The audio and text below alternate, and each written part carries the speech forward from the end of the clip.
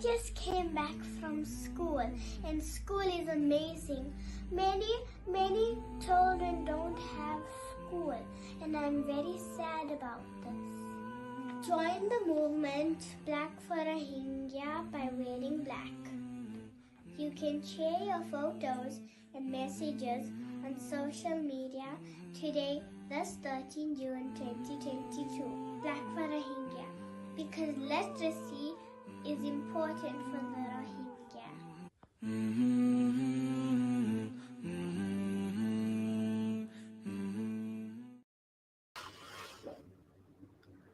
Assalamu alaikum and welcome everyone to this very special program on Black for Rohingya. This is our 9th year that we've been running the program, and we're so happy to have all of you with us on the show today. We have a lineup, and we're going to be speaking to Rohingya and activists from all over the world for them to share their views and insights with us. And we hope that everyone listening is wearing black, and if you're not, please head over to your closet, get out something black, and be sure to hashtag your picture on your social media and share it. You still have a few hours left in today. So we're going to start off by speaking to Tun Khin, who is the head of the Burmese Rohingya organization in the UK, and he's going to be joining us from Geneva. Hi, Shabnam. Thank you for inviting me. Welcome to the show. Walaikum assalam. Thank you so much for organizing it, hosting it. Thank you very much. Okay, so Tun Khin, we have to get right into it. We know you're very busy today, and that's an excellent black shirt that you're wearing. Please tell us a little bit more about the Argentina case, just so that our listeners know.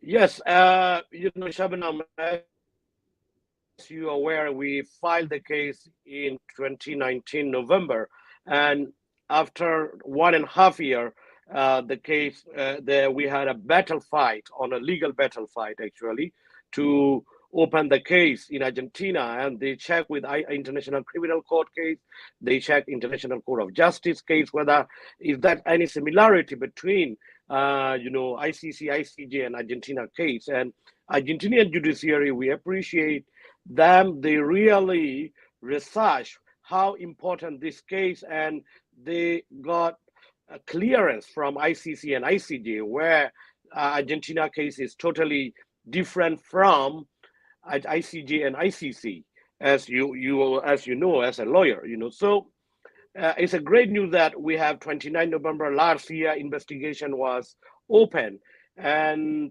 straight away after 2.5 weeks, this one positive step is they invited me to give a testimony. I did a testimony on December 17 in Argentinian court. That is very, very amazing and very, very, a historic moment for us, as we had never got a chance to testify what's happened to our community, my brothers and sisters who were killed, who were raped, my sisters, and who were 390 over villages were burned down. This is very good that we Rohingya fighting for the justice. We Rohingya have a capacity to do that, with our capacity. For our listeners, tell them what the case is about, just so that the listeners understand. The case is about to investigate crimes committed by the Burmese military and government officials from that time, in 2019, who are responsible and who are complicit in this genocide. That is the case about. So from here now, we are another step to bring Rohingya genocide survivors from Bangladesh came to Buenos Aires, Argentinian court. That is what we are on that step now. After that, our step will be they will be calling for hearing the Burmese military criminals. Of course, we all aware that they will not be joining. They always reject. But one thing is, Burmese military, they really scare these criminals. They always scare what they did, because they last few months ago, they have Burmese military directed to the government officials and whoever related in judiciary, do not accept any from Argentina and from Brock. That is what they mentioned. So anything Argentinian court and ICC court do not accept anything. That's the way how they are behind the scene, scared, and that memo was leaked. That's how That's we know. amazing. So That's we are amazing. in the yeah, that's very amazing, and we are on the right direction. And then hopefully we can bring justice. We can get arrest warrant by this year. We believe that that Inshallah. is that justice is not for the Rohingya, for all the people of Burma. Today, you Mhm. can see our brothers and sisters in Burma, they are facing serious crimes committed by Burmese military in many parts of the country. Of course, we Rohingya face genocide. Thousands of Rohingya were killed and raped and murdered. So justice is on top priority. We will move forward on that. Okay. And Tunkin, the next question I wanted to ask you is tell us why you think more people should participate in Black for Rohingya. One thing is this is a campaign, where in 2012 many Rohingyas were, killed in this month, and also this campaign is about how Rohingya people have passed through, and this is a remembering our, the victim, the survivors who are in the camp, who are inside Burma, and who are in Bangladesh refugee camp. I mean, who are in IDP camps too. Of course, this reminding us how brutality, how the darkness we face and we are passing through. We still remember our brothers and sisters in Burma, in Rakhine State, Rohingyas, and we are still alive. No matter what Burmese government tried to wipe away our identity and the massacre, what happened to our people, Mhm. international community, I mean the world, activists like you are leading it, we many people wearing black today. This is a sign that they are remembering Rohingya and protect the Rohingya. This is a good sign. I believe it's a quite moving forward. 9 years campaign is still alive, and we can see more and more people are aware about it. More and more people are joining this campaign. This is a huge success. Congratulations to Thank you you, very much. Shabnam, for Thank you leading very it. much.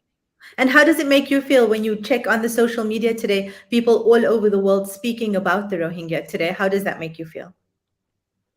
Oh, it make me feel, we Rohingya activists and like you who are showing solidarity, the people are together with us, no matter how long we suffered, no matter how massacres we face, by under brutality of Burmese military on that time. And so this is one step that we need to move forward to fight for our justice and to fight for our rights. And we continue this fight. This is what giving us more encouraging and motivation, giving me. And this, I can see today so many brothers and sisters from our community and others who are our brothers, our friends who are showing solidarity for a long time in our cause. This is a great movement, Thank you. it's giving very, very, it's giving such an emotional thought also.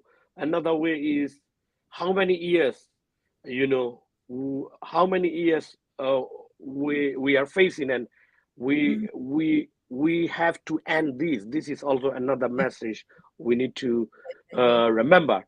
We Okay. must Thank you. We we want to must fight. thank you for coming today. And we also want to wish you all the best for the case. And we will hear the updates from you. And we know that you have a very busy schedule and you just got in from the airport. So thank you for joining us.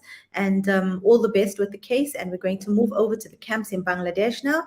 And hopefully we are able to have Ro Yasin on the line with us to speak about how Black for Rohingya is happening in the camp.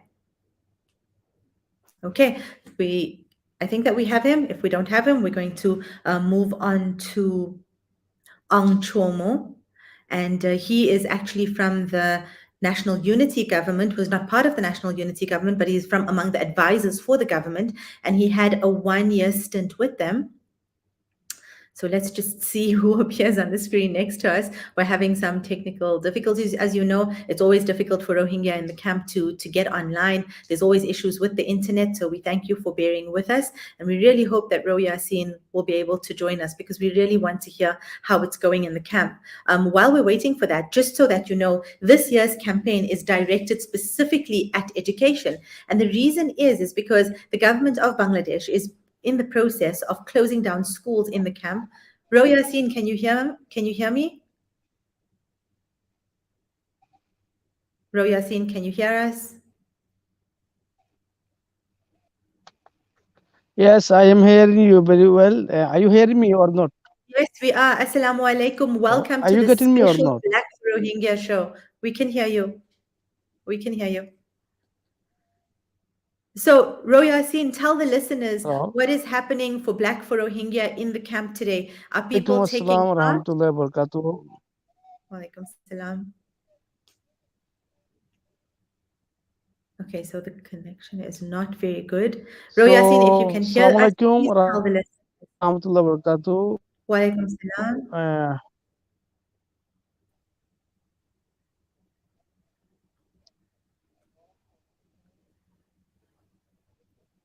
so, let me share you. Getting me or not? I need Yes, we are getting you. to clear Please it tell us how is first. Black for Rohingya in the camp today?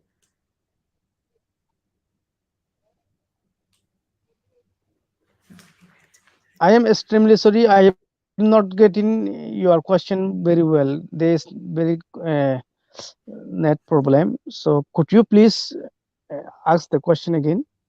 Are people in the camp today wearing black for Rohingya? Okay, so we're going to try to take our next guest. We really tried to get someone from the camp today to speak to us live. It's always a difficult one, but let's see if we can get him back. So just so the listeners know, every year we have a different way in which we want to run the campaign and a different focus. And this year, the focus is very much about education in the camps. And the reason that we're doing that is because the government has closed down schools.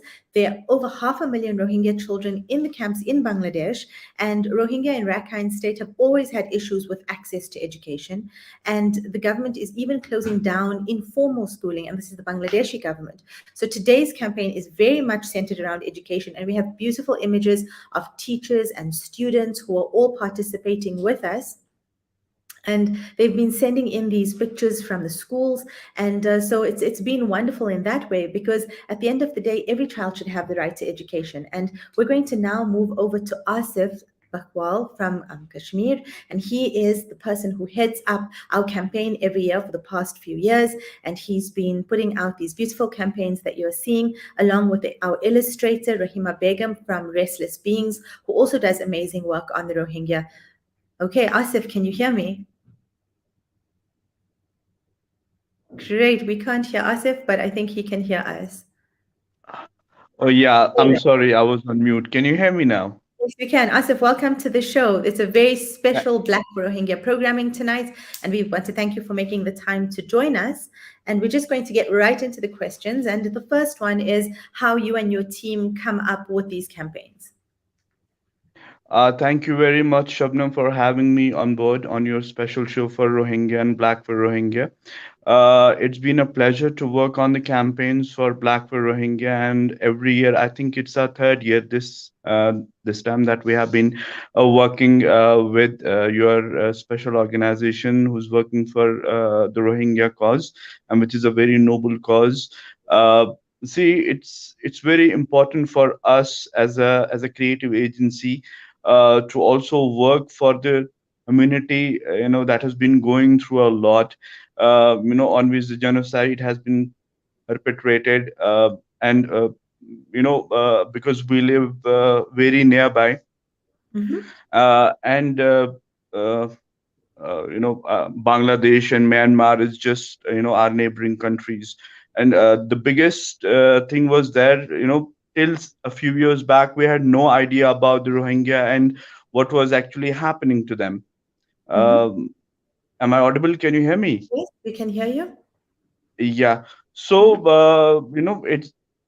that's why it was, I think, very important for us to be a part of this campaign, and we loved every bit of it. I think this is the third year of the campaign, and this year the focus is on education, and earlier we had, other issues to handle. But yeah, it has been great working on the campaign, and I think the campaign has also worked, and a lot of people are showing interest in Black for Rohingya, and they are taking up the cause, and they're wearing black, and sharing the campaign as well as sharing their photographs on social media. That's great. Okay. So, why do you, as a Kashmiri, think that it is important for people to join in the campaign? See, for every cause, as far as the Rohingya are concerned, I think it's been very unfortunate for the community, is because they never got, any media mileage, or people were not taking any interest. Nobody was actually talking about them. Even, as I mentioned earlier, that we live in the same geographical area, and even we were not aware about them. So it's been very unfortunate, and that's why it's very, very important for media organizations, for creative agencies, to kind of take up this cause and try to make people know more about the Rohingya and what has actually happened to them. So now, since they are they are the least talked about community, and nobody knew about them, so that's why it's very, very important for everybody to know about them and to come out in solidarity for them. Thank you. That's very important. Exactly. And that's what we're trying to do. And as someone who's been working on the campaign, have you been seeing the changes? Do you think that every year more people participate? Oh, yes, yes, yes. We have been, more and more people with whom we share our campaigns.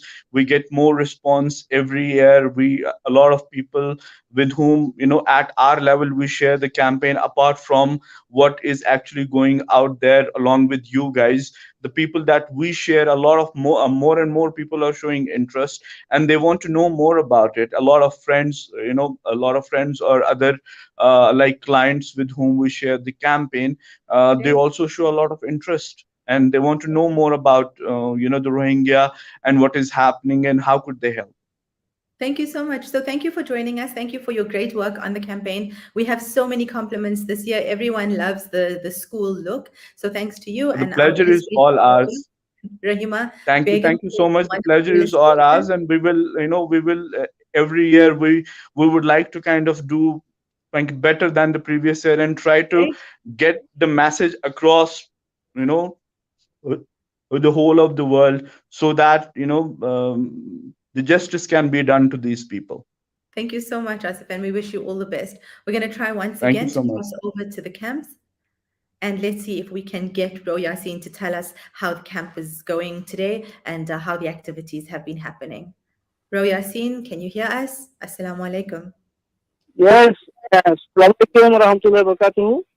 Great. We're very happy to have you in the show today. It's a special Black for Rohingya program. And can you tell the guests and the other listeners on the show today how Black for Rohingya is going on in the camp?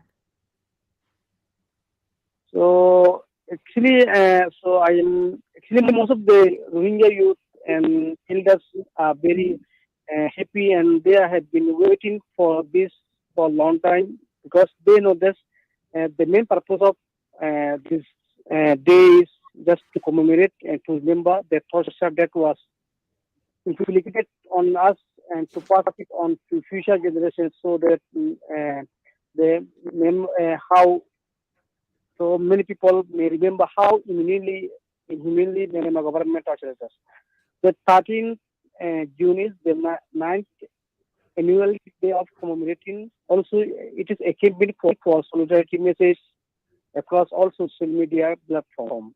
People across the whole world, including Rohingya and non-Rohingya, joined this campaign, and just to aware the atrocities of Myanmar military government on Rohingya minority. There are so many youth and elders from Rohingya that refugee camp who wear black shirts, lounges, or fans to show just the solidarity. this this whole day, everyone's wear black clothes, and including men and women, Mhm. and many of them are trying to upload their what they were on social media platform to show the world.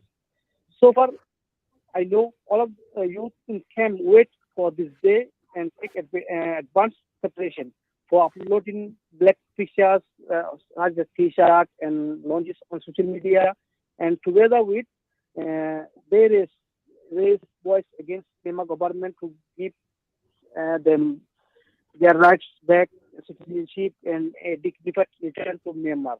And also, people from the refugee can seek justice and peace. Okay. Thank you, Yasin. And today, how is the school situation in the camp? Are the schools open today or no? In fact, it has been almost 2 years that there was a pandemic, and Alhamdulillah, pandemic is almost over.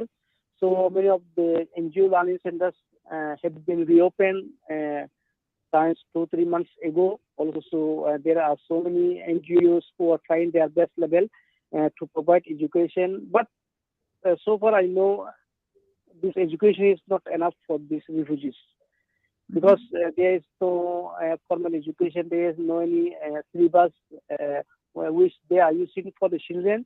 In fact, the area of Coxbazar is home to 1 million Rohingya refugees, but among of them, 55% or a bit more, these refugees are children. It Mhm. account in population is also increasing day by day. No one know how long will it take to end the crisis and find for a better resolution. There are no any hope of better future for the refugee children, including youth. Most of the children from 5 years to 12 years are attending the learning centers of NGOs, where they are being taught the basic level. And the Mhm. young people in the group range in age 13 to 18 or elders don't have the access to education. Mhm. Also, all of the youth are facing the same problem, and they don't see their future as well here in the camp. So now I am going to aware about the lack of access to education for Rohingya children. There is no formal education for children in camp, and all of the centers of education are the basic, which are just for very young children. In fact, Mhm. the elderly children are not able to access proper education with formal system by better syllabus like Myanmar they have.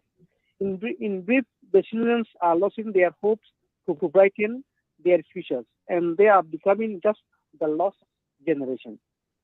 To be said, education is a basic human right, and it is the cornerstone to peace for every community. So, Mhm. as you mentioned, Malcolm has quoted that education is the passport to the future, for tomorrow belongs to those who prepare for it today. If these refugees can be given chances or opportunities, they can be anything and will bright their future like other children across the world. If there is the ban of education, and the children will lose their future, and they might involve in bad activities, or they can be lured easily by others to do bad activities. This Okay. can be a huge impact for Rohingya community and also for Bangladesh. In fact, there is no formal education with better syllabus for the children, and the Rohingya children are just the hungers of education. The children's hunger should be fulfilled with education. I wish the whole world and the world community support the children to make their dreams come true. Thank you. Thank you. And I think the listeners are hearing you, and they're also very concerned. There's been a great support from South Africa today for the campaign, and we're looking forward to a lot more in the next few hours, because today is still the 13th of June, and we thank you and we wish you all the best. And we're going to hopefully join over now. We're going to go over to Aung Kyaw Moe, and we hope that you're available to join us. Okay, so listeners, as we were saying earlier, the show today is very much about a special programming, but it's also related to education. Aung Kyaw, it's great to have you on the show. We're so happy that you're here and that you could join us today. That's a great black shirt that you're wearing. Thank you so much. Thank you for having me. I appreciate it. Okay, so tell us a little bit more about your advisory position in the unity government. So thank you for the question. So I am advisor to the Ministry of Human Rights at the National Unity Government, and particularly my role is to advise on the minority issues, more importantly the Rohingya issues, how National Unity Government could do from a human right angle to ensure the durable solutions for the Rohingya, and importantly the delivering justice and accountability and monitoring continuous gross human right violations from crimes against humanity to genocide toward the Rohingya community in country and also in Bangladesh. Okay, so like you, are there more Rohingya advisors to the NUG? I think I'm the only one and the first one in the government. Okay, that's quite cool. And how long will the position be, or is it a rolling position, or how does it work? It's a 1 year assignment, and I have been appointed on 25th August last year. So it's going to be 1 year in next 25th August in 2 months and a little bit more. And there has been significant step being taken. And of course, there are also challenge and delays on certain things that we would like to see.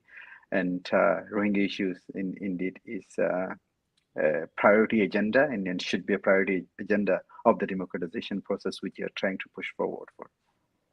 Okay, so for our listeners who don't know, can you tell them more about what is the position of the NUG on Rohingya? The position NUG has released a position paper in last June, outlining a clear standpoint on the positions of the government to the minorities, on ongoing crime that has been committed against Rohingya, various international crimes, and again, and of course the way forward to justice and accountability, and last not least, of course, finding justice and accountability alone doesn't solve the problem. We need to find durable solutions for Rohingya. So it doesn't happen to Rohingya and again and no, it's happened to other ethnic minorities in Myanmar and beyond. So the position again, the government has clearly said that it's going to be cooperating with the International Court of Justice and providing extended support to make a well-informed verdict on the case that's ongoing at the court, and as well as the 1982 citizenship law is going to be abolished, which is taking time indeed, to be honest, and it shouldn't be quicker. But again, it need to be done in a very coordinated with the different ministries, and sometimes it's beyond our ministry's capability to do, which we are time to time as well not happy with as well. And as an advisor, I am not happy, I'd say. And lastly, of course, to finding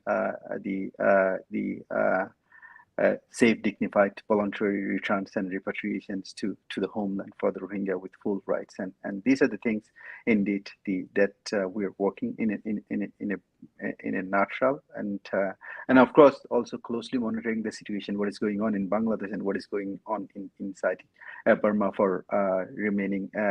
Rohingya, around 600,000 Rohingya still remain at the risks and on ongoing genocides in Myanmar, and out of 600,000, 120,000 has lived in like concentration camp for last more than decades.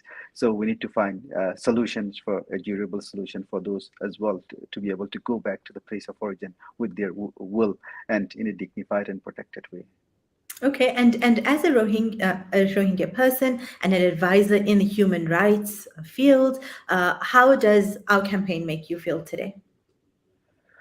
I think the campaign is this is the first time I am participating in it, and to see very diverse speaker on the stage, it's very powerful, and variety of the message from different angle has been covered and delivered to the people to know what is really going what had happened and what is going on and what need to happen. So these are, I think, clearly outlined with the different message being given by the different speakers, and I think with the contemporary issues, what is going on around the world, Rohingya issues should not be a side agenda for global community, and things happening to the Rohingya community are still very same as it used to be happening at the peak in 2017, where the water was much more safer than the land that they live. So it's happened in the watch of the world, and the world needs to do more and show its moral obligations to the Rohingya community to protect and to ensure that justice is delivered in a timely manner. If it can be done by international community. Anything like that could happen in 21st centuries anywhere around the world. So this is something I think that the world need to know, I think the campaign give a clear message to the world that it's need to be an agenda, and it's need to be at the center of every movement when we talk about a better world and a just world for everyone. Thank you so much. We thank you for your time. We thank you for joining the campaign today. It's actually our 9th year of running the campaign, and we look forward to lots of success with the campaign in the future. And we wish you all the best. We hope that you get another year and another year added to your tenure. Thank you so much. All the best with the campaign. Thank you for very organizing. much. Okay, so listeners, as you can see, we're hearing from a cross-section of people across the world who work on Rohingya, who are Rohingya activists, Rohingya themselves, and people are very encouraged by the fact that all of us are participating today, and you still have a few hours, so if you haven't participated as yet, I hope you rush over to your closet, pull out that black piece of clothing, and share your photo and message of solidarity on social media. We're now going back to the lines. We have a few more guests. Before that, actually, we're going to go to a short ad break. And when we come back with you, we have a few more guests who are going to be speaking to us about their day in the campaign.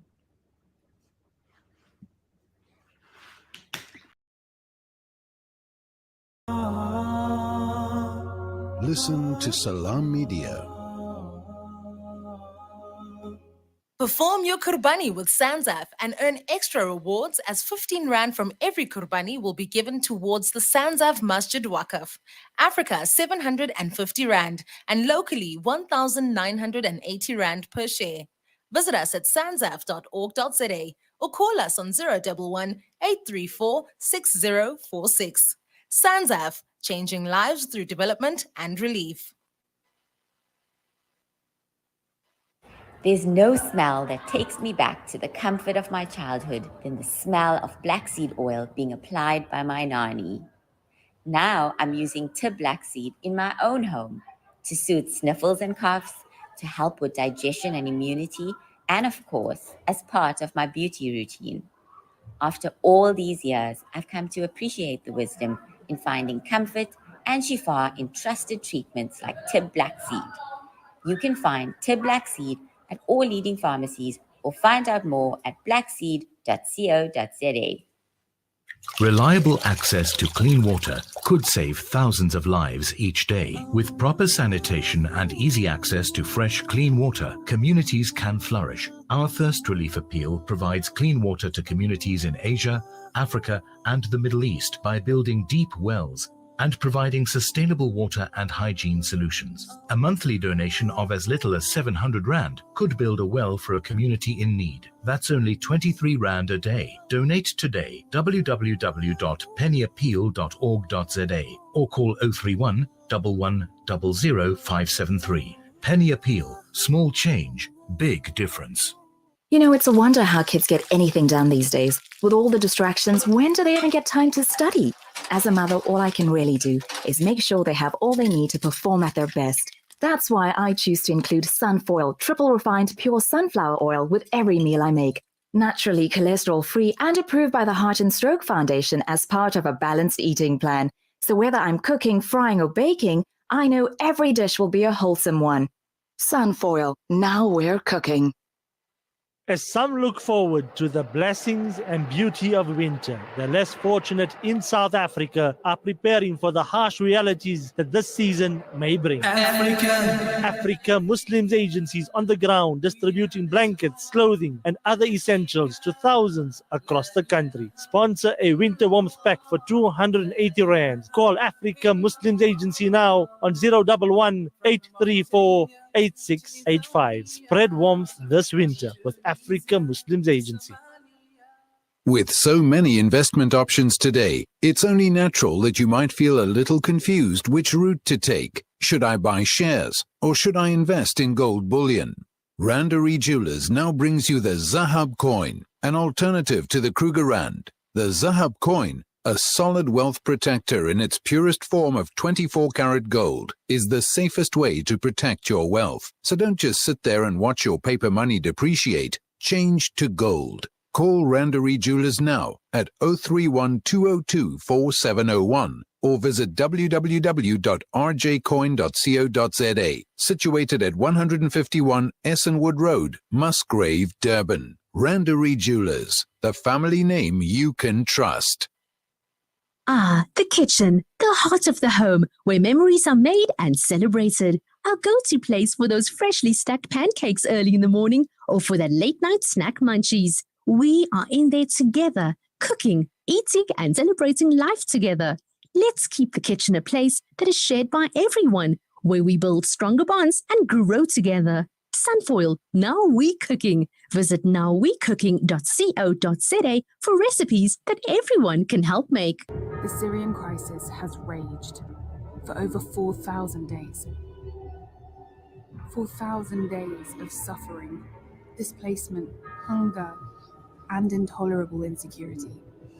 With your help, Islamic Relief can continue to stand alongside them. Never has your support been so important. Together, we can stand with the Syrian people. We can help them build a better future. Will you continue to stand with the people of Syria? Please, donate now.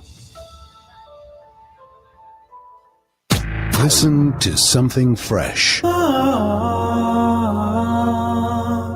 Listen to Salam Media. Assalamu alaikum, listeners. We're back. You're on with us in a very special hashtag Black for Rohingya program. Today, as you know, is the 13th of June, and it's Black for Rohingya. We're also focusing specifically on the education rights because young Rohingya children in Cox's Bazar in the refugee camp, as well as those in Myanmar, don't have access to education. And so this is what we want to highlight. We've been having some beautiful responses from schools and students in South Africa, and we're very proud because Black for Rohingya is really a South African initiative. So if you are not wearing something black, we hope that you're going to rush over to your closet. You still have a few hours to join the campaign and get onto that social media. We're now going to go over to Dr. Ambia, and she is joining us live. We're going to be speaking to her. She is hey, there's Dr. Ambia. Welcome to the show. Dr. Ambia is the head of the European Rohingya Council. She is also one of the co-founders of the Rohingya Medics Association, and she's always very kindly joining us on the show. Today is a very special show, Dr. Ambia. It's Black for Rohingya, and I have to say that you're looking good. We love the shirt, and welcome to this special programming today. Walaikum assalam and assalamu alaikum, whoever watching us. Thank you, Protect Rohingya. Thank you to Salam Media, and thank you to the South African people and the ones who are joining us. And I would like to say that I've been introduced to this Black for Rohingya through one of our very good friend of humanity, the Irish gentleman, Mr. Michael John Clinton, and he passed away in 2020 due to the chronic disease, and I really miss him, and I hope that his noble activism that he carried out for the humanity will carry on. Thank you very much for inviting me to this very important topic. And actually, it's really good that you mentioned Michael Clinton, because he was one of the most excited, always the most excited for Black for Rohingya.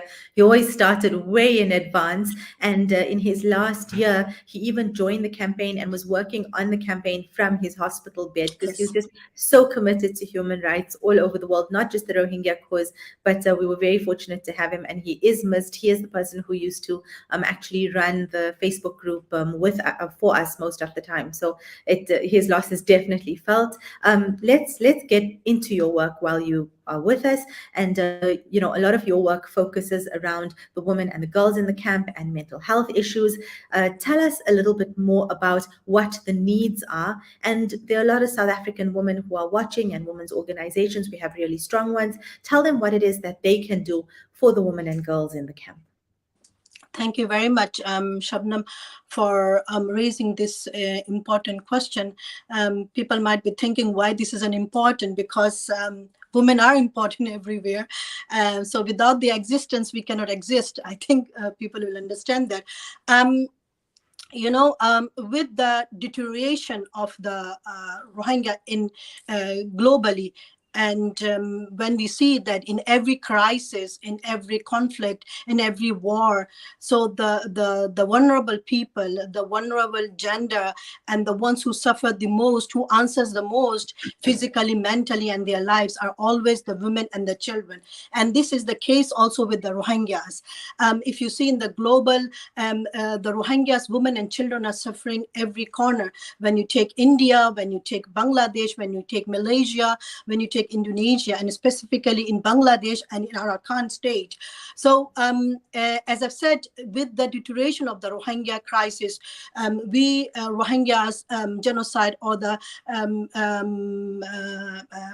victims, or the survivors, our cause is always come second or third or fourth.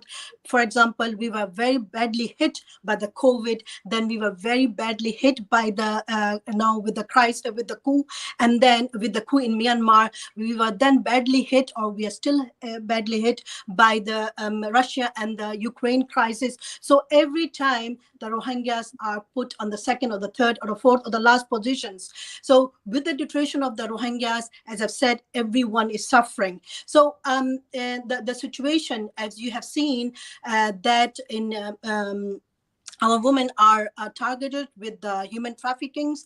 They are taking very difficult and dangerous ways to be away, to run away from the fear, to save their lives and the lives of the children. So not only the women and the children, but in general, everyone. To stop all these things, whoever people, the women from the South Africa or worldwide, or the people who have understand our cause and would like to be engaged with our plight, and to stop and to bring the accountability, it's very important not to put any injustice or any people who are going through the genocide to push them to the secondary or third positions. No matter what, we have to continuously stand for the rights and for the justice. Second thing is that to understand further and to stand solidarity, we have to understand the root cause of the Rohingya genocide. It did not happen in one day. It did not happen from one group. It just happened for decades and decades. And starting from a small signs of genocide, it came to 2017, the complete phase of the genocide, where 750 had to flee their homeland, their motherland, to get a settlement or to get some shelters in Bangladesh. And then third thing is that we should not forget these are one of the minority of Myanmar, ethnic minorities of Myanmar, according to the United Nations, that these are the most persecuted people of the world, and they land up in the biggest refugee camps of the world. And the genocide is still ongoing in Myanmar. People are still fleeing. People are still being killed. People are still being tortured. People are still being imprisoned, even with the children and the women. So it is very important that the international community force the junta as well as the NUG to follow the Genocidal Convention Charter, as Myanmar is is a signatory of this convention, Genocidal Convention, and also to force the Myanmar to pass genocidal convention prevention laws to protect the Rohingyas, to stop this ongoing crisis, to protect the lives of the Rohingyas, to protect the properties of the Rohingyas, so that that the Myanmar will take some actions in it without passing any genocidal prevention laws.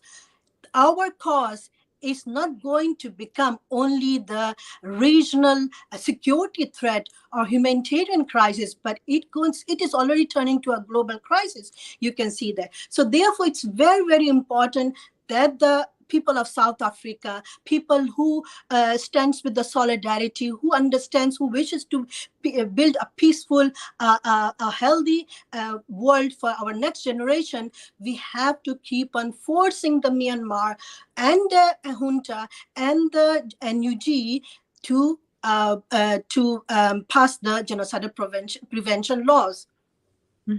And Dr. Ambia, the last question I have for you is, as a Rohingya person and an activist, well, actually I have two questions for you. What kind of support is there for activists in the field? Because as you were telling me earlier, it's very often that activists working on such heavy topics become triggered. So what kind of assistance is available for people like yourself?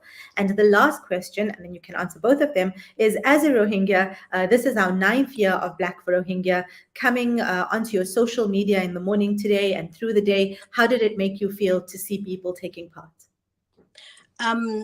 Both the questions are very important, especially your first question. Unfortunately, Rohingyas, as I've said, we have been always kept, if any other issues comes, crisis come, Rohingya cause or the plight goes down, and especially Rohingya people like us who have, alhamdulillah, thanks to Allah Almighty, that we have blended up in different countries. People think they're living in Europe or in America. We have all the luxuries, but the activist people like us, there are not many of us who are activating, who have the choice, even if others have the love and passion, but they don't have the facility. So people like us, away from our community, away from our land, and we are continuously on engaging with our people from the ground. And on that cases, our trauma, for example, I left my country at the age of 5, and we have relatives, we have friends and the activist people who left the country at the age of 18, 19, 20, and they went through more pain and more sufferings. We have been going through also different traumas or trauma journey. So, and then keeping on engaging, we are trying to heal ourselves through the blessing that we got, but we were never healed. So we are always triggered. We are always, not only the people who are living, they are physically, of course, having the lot of issues, but they are engaged only to their very small ones. But we, as an activist who are engaged globally with the Rohingyas, it's a very difficult for us to be triggered with the traumas. Unfortunately, some of us have relatives, some of us has not so many facilities to speak up the pain that I go through, or we think that that the leaders or the activist people who are living abroad, they should never speak about their pain. In other NGOs, I have heard that there are counselors speaking for them and trying to maintain their mental hygiene, whereas Rohingyas activists in diaspora are forgotten. We are not given such kind of luxuries, which is possible for us. We have internet access, we speak the language, we are willing to speak up, but nobody has that process has not been started. I would like to request the people who are engaging with us, who wants us to function further, who wants us to activate ourselves and for the long term to function, to focus on our mental hygiene too. The last question, it's this time when you say you put that, help us to go back to school, it is a very, very important message, because education, of course, we need everything. Rohingyas, unfortunately, we have no political rights, no citizenship rights, no ethnic rights. We are mentally deteriorated, we are medically deteriorated, we have no rights. We need from everything, everywhere. But as we seen that now from 2017 and 25th of August this year will be 5 years. Children who came at the age of 5 years, they turn to 10 to 15, 10 to 20. So we see the repatriation process, and especially after the coup in last year in 1st of February, we don't see very near coming the repatriation. There's no transparent vision from the Bangladesh side, from the global side, even from the NUG. I don't see any clear message or any clear stance for the Rohingyas. So we have noticed that, we need to continue. Tomorrow I might die, because we have seen the COVID. Many people died without no reasons. Healthy people moved away, our relatives, our friends. And this can happen with the minimum numbers of Rohingyas activists who are living abroad. Anything can happen with us. So we want to make our youth, our people in the camp, especially in the Arakan, to give them a pen so that they can continue their stories, our stories. They can write their own stories, our history, and they can fight through the pen, through the knowledge, through the education. That is the best tool to fight against every odds. The more the Myanmar government, junta, or the Rakhines in the Arakan, and also the NUG, we never know. As I've said, they don't have a clear stand for us. So it's very important that with our pen, the more they try to kill us, bury us, we write with our pen further. So please reduce, if needed, reduce our humanitarian access. Stop giving us less food or less medical things. Anyway, we are getting a minimum, but if needed, reduce it. But please give us a pen and a paper so that we were able to stand for our people further, and we write our stories. Thank you. Thank you. Thank you, Dr. Ambia. We thank you for joining us, and thank you for all the amazing work that you and your organizations are doing. And we thank you for joining Black for Rohingya today. Thank you very much, Shabnam. Thank you, Salam Media. Thank you so much. Bye-bye.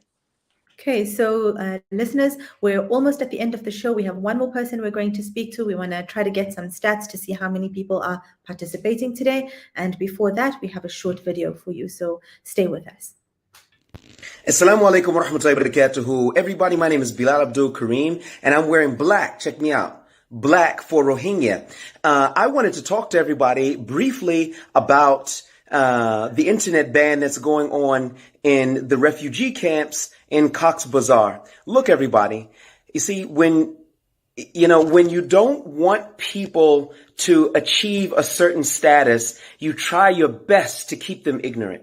You do the best that you can to see that their children can't learn, and the adults, they themselves don't have information. That's the way to oppress people. It is very, very unfortunate that the Bangladeshi government feels that they need to oppress people that are already oppressed and oppress them all over again. So I would love if people would see this message, and then they would put on black, and then they would also put the hashtag up there, and they could also show their solidarity with the Rohingya. They are an oppressed people, but watch out how many oppressed people turn out to be a great people in the future. My name is Bilal Abdul Kareem, and I'm showing solidarity with the Rohingya people. Jazakumullah khair. Wassalamu alaikum wa rahmatullahi wa barakatuh.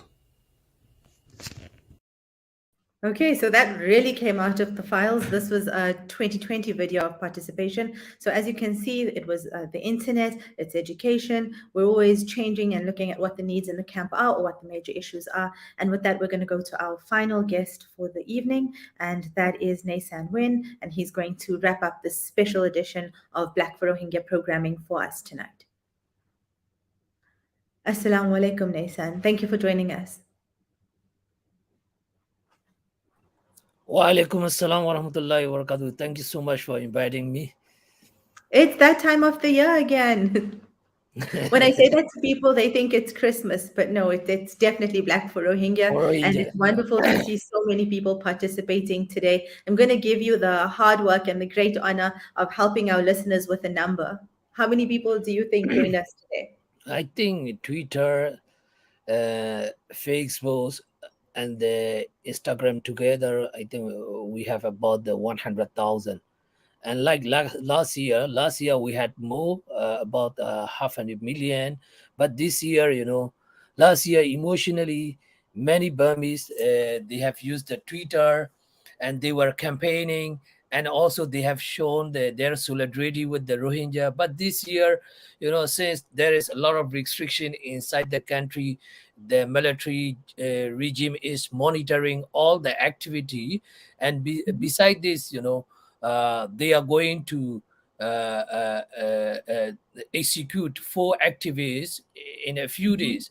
So people are really scared. And most of, I mean, like, the celebrity last year, many celebrities were tweeting and, Facebook, posting over the Facebook and the Instagram. But this year, we are not seeing much. So I think this 100,000 this is the maximum we should have this year. We have got it. I think that we succeed the campaign. Okay, so it's good to hear. Thank you. We need the good news. While we do have you, please can you just tell us a little bit more about the situation for Rohingya in Rakhine State? And we're seeing a lot in the news about Rohingya trying to leave. And people always think that that's done. It happened in 2015 and Rohingya are not getting on boats anymore. But in recent weeks, it's been in the news a lot. So please tell our listeners why people, well, we know why people are leaving, but how these people are being treated once they're caught. Well, this human trafficking, this started since late 2006. I still remember when the first boat landed in Thailand. So this continued because the regime has the policy, that they want to wipe up the entire population. That is why, the human trafficking are openly, they are convincing, persuading the people inside the country, and also in the camp, they have their cell. So they are organizing there. So all those people, they are passing through the Rakhine State. In Rakhine State, in every, in every meter, you will find the security forces like police, the military and other officials. They all know that they are taking bribe and, allowing them to leave from the Rakhine State. So like, most of the time, the people who are fleeing, who are on the boat or the truck, they were arrested, and minimum punishment is 2 years with the hard labor. Even the minor are not spared. This time, even the minor Rohingya minor were sentenced to 6 months. So simply, if we have to say about the situation in Rakhine State against the Rohingya, so the genocide it is still ongoing, because now this year something new is they are allowing, the regime is allowing about the 200 university students to study there, but still they are forcing the student to accept the NVC, National Verification Card, which we call the genocide card. So this is something for the as a PR campaign, but in reality, the people, still they cannot move from one village to another. The education access, healthcare access, all remaining the same thing. So genocide is ongoing. Nothing has changed. They are doing something as a PR campaign, but if you see, how they are, they're arresting and they're sentencing the people who are fleeing from this genocidal campaign, you will see exactly what is going on there. Okay, the other question I wanted to ask you is, we're seeing a lot in the news in recent weeks about India and how Rohingya are fleeing from India. So can you tell the listeners a little bit more about the situation in India for Rohingya? Well, in India, not only the Rohingya, that generally Indian Muslim are really suffering. So I don't want to talk much about the the India. Instead, I will answer your question shortly, because we are already about 1 hour now.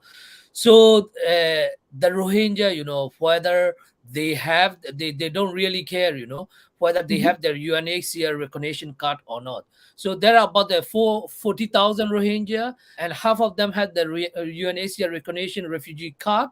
But still, whenever authority, see them in anywhere, they were arrested, and then, they need to hire the lawyer, pay the, the fine, then, they got released. But sometime, that the authority, the Indian authority, they contact with the Burmese authority, then, they are deported.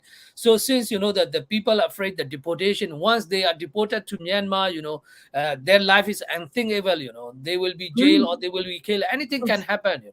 So that is the reason the Rohingya are fleeing to Bangladesh. Of course, there are a lot of hardship, that the persecution continued, or all the things continue, but still, much better than the India situation. That is the reason, the people, the Rohingya refugee in India, they are fleeing, and also they are afraid that, how the Indian Hindu are, the treating the Muslim there. Since they are the Muslim, they are afraid that, that they will also suffer the same like the Indian Muslim. That is also another one reason they are fleeing from India.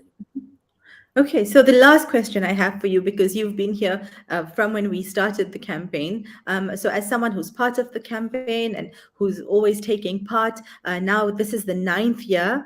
How does it make it feel to open up your social media this morning and see people taking part?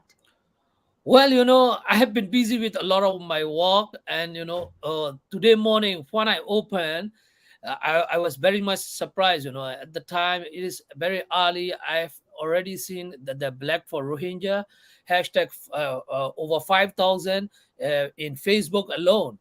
So immediately, I had to go somewhere, so I took the photo on the road and I posted. So since then I have been receiving a lot of the hashtag comment under my photo. And also I have checked that the people they have collected all the photo, and they have been posting their own photo, other photo as well. So especially we have got the support from the the international community. All the people, they every year participating. This year also they are participating, but last year and this year we have the new participant from the Burmese community.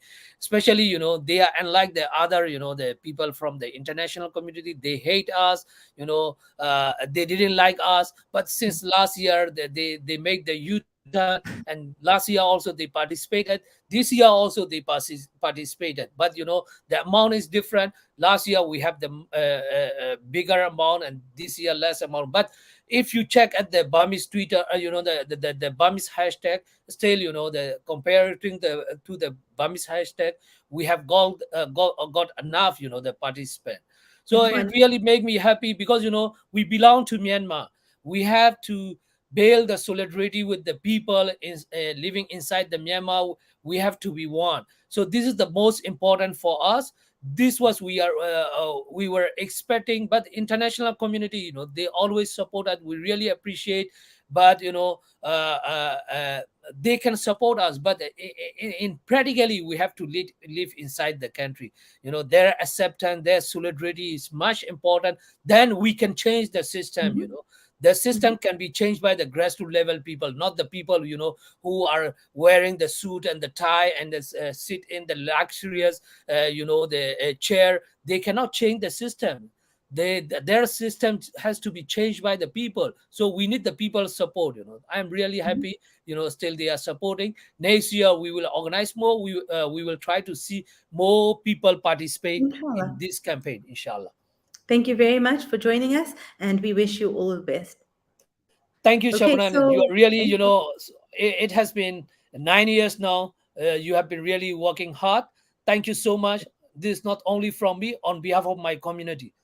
It is always a team effort. Thank you very much for joining us on this special Black for Rohingya programming. Listeners, we thank you for joining us. There's still a few hours left. If you haven't worn something black and taken to your social media, you still have a few hours to do so. We're looking for maximum participation today. We thank you all for your time. We thank all the guests in the studio. We thank Panti and Sadiq and Fatima Zahra on the social media, as well as Mariam. Thank you very much for being with us. And please tell your friends about the Rohingya. Tell everyone about #Black for Rohingya. From myself, Shabnam Mayet, this is me signing off this special Black for Rohingya programming. Assalamu alaikum.